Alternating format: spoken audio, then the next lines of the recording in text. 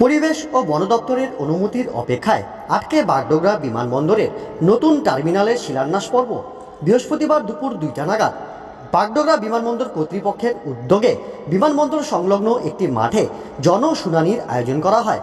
শুনানিতে অংশ নেন বিমানবন্দরের যুগ্ম ম্যানেজার ভূদেব সরকার, বিমানবন্দরের নির্দেশক মোহাম্মদ আরিফ, দার্জিলিং অতিরিক্ত জেলা শাসক রামকুমার তামাং সহ পঞ্চায়েত প্রধান জগন্নাথ রায়, পরিবেশ বোর্ডের সদস্যরা। এদিন শুনানিতে বিমানবন্দর সংলগ্ন বাসিন্দাদের অভাব অভিযোগ শোনা হয়। অনুষ্ঠানে বেশ কিছু বাসিন্দারা কর্মসংস্থান, রাস্তাঘাট, পরিবেশ সহ বিভিন্ন বিষয়ে প্রশ্ন তুলে ধরে বিমানবন্দর কর্তৃপক্ষের পক্ষ থেকে যথাযথ আশ্বাস দেওয়া হয়।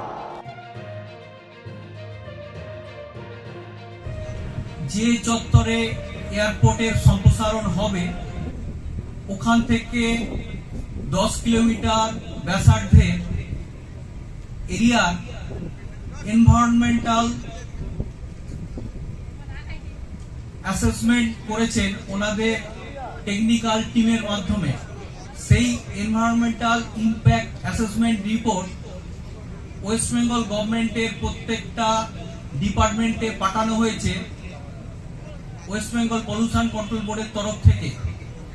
এই রিপোর্টে দেখা যাচ্ছে ওনারা এখানকার মাটি, হাওয়া, জল, ফ্লোরা, ফনা সবকিছু ওনারা ইনভেস্টিগেশন করেছেন গত বছর মার্চ থেকে মে মাস, এই 3 মাস সময়। পলিউটেন্ট গুলো থাকে যেমন পার্টিকুলেট ম্যাটার 10, পার্টিকুলেট ম্যাটার 2.5।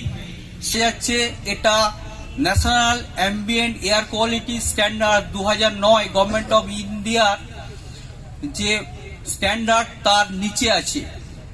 যদি ন্যাশনাল অ্যাম্বিয়েন্ট এয়ার কোয়ালিটি স্ট্যান্ডার্ডের নিচে থাকছে, অনুরোধ করব উনি ওনার মূল্যবান বক্তব্য রাখবেন।